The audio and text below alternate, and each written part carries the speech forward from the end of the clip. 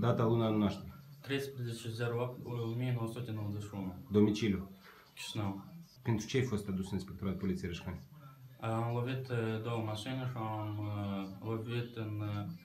am făcut DTP în drept în gaz. De unde ai luat automobilul care a făcut accidentul? De la băiat. Am furat-o și am mers cu dânsa pe la magazinul Bonusul. Pe ce stradă locuiește băiatul, cunoști?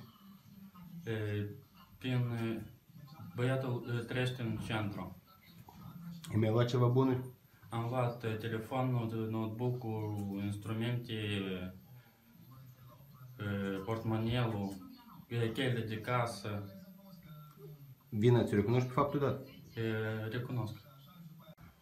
Cum ai ajuns la apartamentul de unde ai luat mașina? El m-a scris pe internet să ne vedem, că eu am spus că eu să mă ia la Băican, că dorm. Și el a spus hai să ne vedem, că eu mă să vin.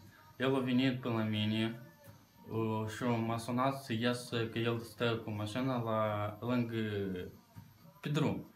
Stă cu avariică. Am văzut și eu m-am urcat în mașină, m-am dus cu dânsul până la dânsul acasă.